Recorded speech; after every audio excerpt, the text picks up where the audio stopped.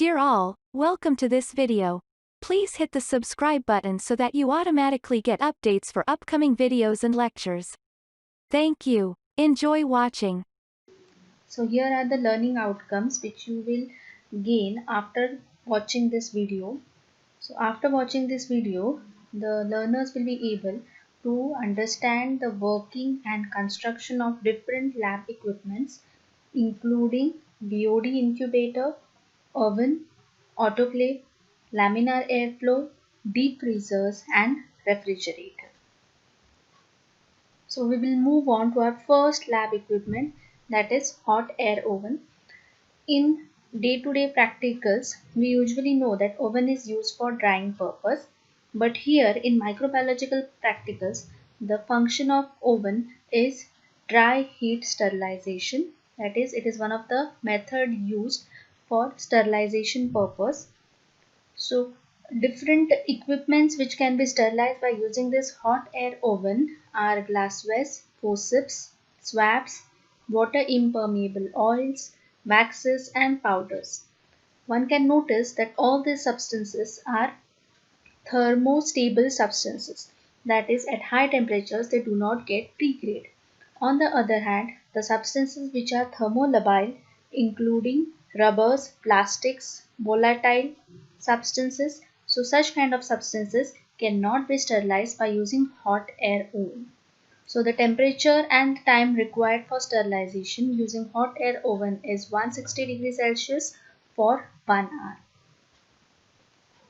Now this modern hot air oven, it consists of double walled chamber of aluminium or stainless steel separated from the outer case by a thick layer of insulation made of fiberglass. Insulation is also filled in the hollow flange door, which carries an asbestos jacket that provides a tight seal. So here you can see the inner surface is made up of stainless steel. It is sometimes also made up of aluminium, and the door from inside is lined by asbestos jacket in order to provide proper seal so that the inner heat will not be radiated outside. And the outer surface of this oven is made up of fiber material, which acts as an insulating material and prevents the radiation of inside heat to outside. Then heating is affected by electrical heating elements, and thermostats automatically control temperature. The material should be arranged in a manner which allows free circulation of air between the objects, and it should not be overloaded. Glassware should be perfectly dry and wrapped in craft paper before being placed in the oven. The oven must be allowed to cool slowly for about 2 hours before the door is opened, since the glassware may get cracked by sudden cooling. Now, as you can see, so there is a temperature knob which is used to set the temperature. There is an electric heating element at the back side of this oven which allows the hot air inside the oven to get heat. There is a fan which allows the free circulation of air throughout these perforated shelves. The shelves are purposefully kept perforated so that there is free circulation of air inside the oven, and the heating is uniform throughout the shelves. So here you can see this is the temperature controller knob where you can set the temperature, and this is the button which is on off button. Now this is the inside of the oven. These containers are made up of aluminium, and these are used in order to sterilize Petri plates. So the Petri plates are arranged in this container. Around 10 to 15 Petri plates are kept at a time, and the temperatures are set at 160 degrees Celsius for 1 hour, and after 1 hour it is allowed to cool. The switch is off and it is allowed to cool so that it comes to room temperature, and then the door is opened. Our next instrument is autoclave. Now autoclave is based on the similar principle of pressure cooker. The difference between autoclave and hot air oven is hot air oven is used as a method of dry heat sterilization, whereas autoclave is used as a method of steam sterilization, that is moist heat sterilization, where steam is used as a sterilizing agent. The advantages of using saturated steam over hot air are: it provides greater lethal action of moist heat, it is quicker in heating up the exposed articles, and it can penetrate easily through porous materials like cotton wool stoppers, paper, and cloth wrappers. Now, what is this autoclave made up of? The autoclave is usually vertical or horizontal cylinder of gunmetal or stainless steel in a supporting frame or case. The lid is fastened by screw clamps and rendered airtight by asbestos jacket. So here also you can see that there is an asbestos gasket which will provide sealing and prevent radiation of heat outside the container. The autoclave has on its own lid or upper side a discharge tap for air and steam, and a pressure gauge and a safety valve that can be set to blow off at any desired pressure. So this is the flow of air or steam when the autoclave is on. So here you can see the steam supply is given through this valve, through this vent. So there is a pressure regulator valve. So if you on it on, then the steam will be supplied. The supplied steam will pass through this container. Here is your culture media which is to be sterilized. After it gets sterilized, then the blue arrows indicate the utilized steam. That is, it is only air now and it is not at the particular temperature, which is 121 degrees Celsius. So that temperature has been dropped down since the heat has been utilized for sterilization purpose. And you can see the blue arrow indicates that the exhaust of the air is removed through this waste line. So here you can see there is a safety valve and there is a pressure gauge. This pressure gauge indicates that the pressure inside the container is around 15 psi. So that is indicated by this pressure gauge, and there is safety valve in order to prevent any explosion since the pressure inside the container is high. And this is the door. Now this is an example, or this is the example of a horizontal autoclave. Same way there are vertical autoclaves also present.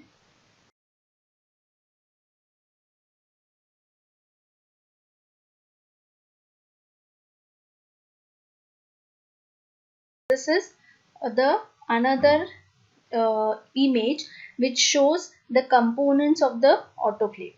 So this is the door. Here there is a thermometer which will indicate the temperature, and you have to reach 121 degrees Celsius. This is the steam supply. Then here is the steam jacket. This is your pressure gauge. Here is your safety valve. This is valve for safe steam chamber, so that you can regulate the flow of the steam. Now how does this autoclave works? Water is added on the bottom of the autoclave and articles to be sterilized are placed in perforated shelf. The lid is closed and the discharge tap is opened, and the safety valve is adjusted to the required pressure. When the air bubbles stop emitting from the discharge tap, it indicates that all the air from inside the autoclave has been removed. At this stage, the discharge tap is closed. The steam pressure rises inside, and when it reaches the desired set level, which is 15 psi, the safety valve opens and the excess steam escapes. From this point, the holding time, that is 15 minutes, is counted.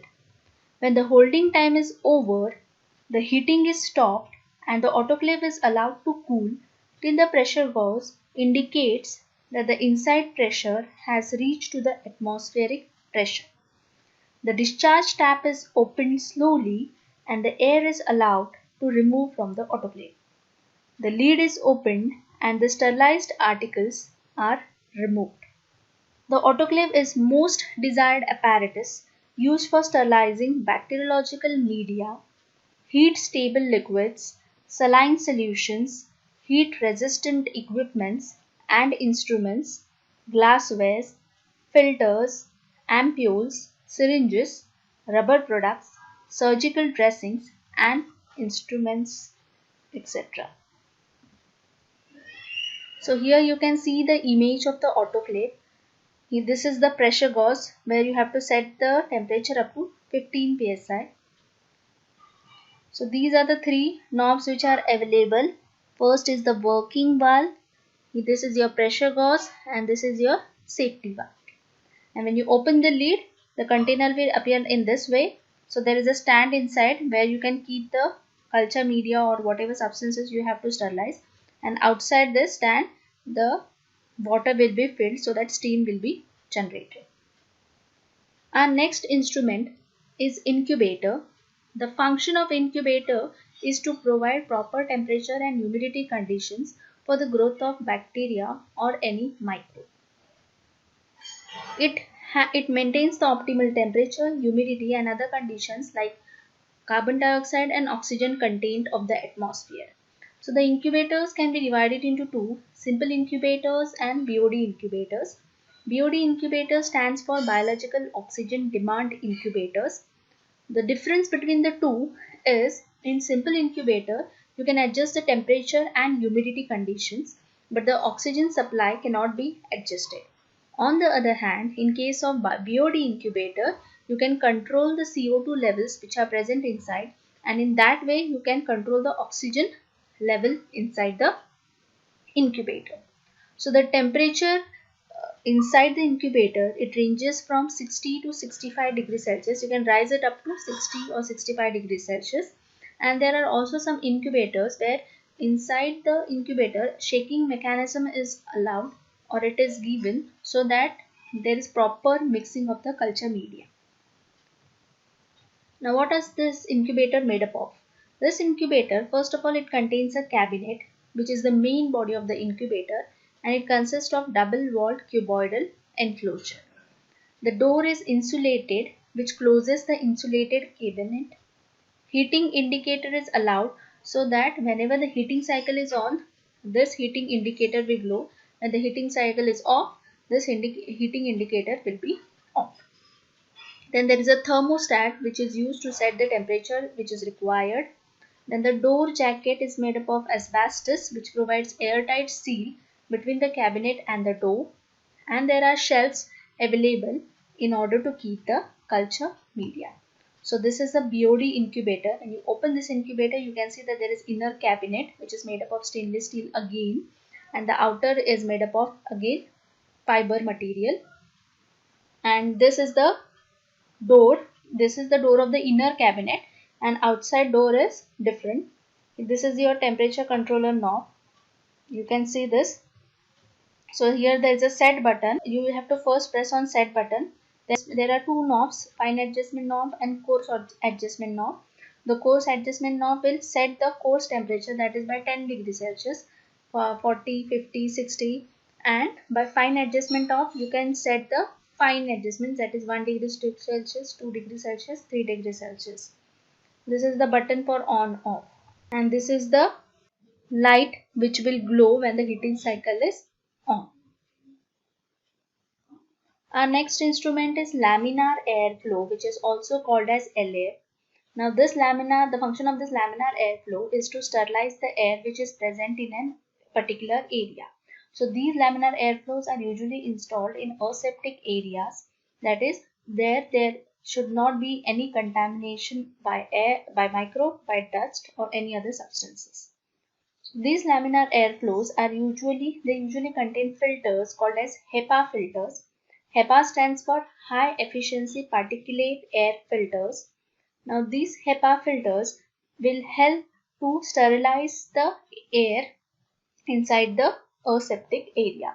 So these laminar airflows are usually situated or located at the inlet of the clean room. So once you enter a clean room, at the door only there is a HEPA filter kept, so that whatever air from outside comes inside, that is passed through that HEPA filter and purified with the help of these filters. Now what is this HEPA filter made up of? It is usually made up of pleated fiberglass paper which is used as a filter medium, and the directions available are vertical, horizontal and curvilinear direction of the airflow. Now in some cases, usually pre-filters are also installed in order to improve the efficiency of HEPA filters. So these pre-filters will be used to remove the large size contaminants, and the air which is obtained after filtration is around 99.99% pure and free from microbial contamination. And the velocity of air which is maintained by this laminar airflow is around 90 feet per minute. 20% deviation is allowed. So this is a HEPA filter. So this is your working table, and above this the LAF is set, and you can see there the UV lights are also set. UV lights are also one of the medium for sterilizing.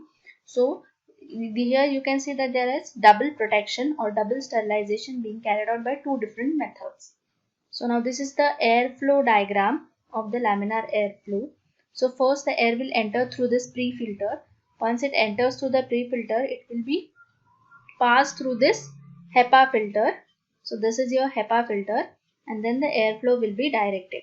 So now this and above this this table, this is a working table. So above this working table you can see the UV light is also set, which acts as an additional sterilizing medium. So if by chance the HEPA filter misses any particles or misses any microbes, then they will be killed by this UV light which is available at the upper side. Our next instrument is the deep freezer. Now deep freezers are usually used in microbial labs to store the microbial cultures.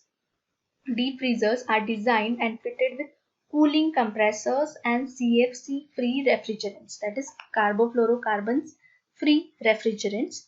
It usually consists of air cooling compressor, and they are designed with aerodynamic fans and washable condense filters which will keep the environment free from dirt and dust.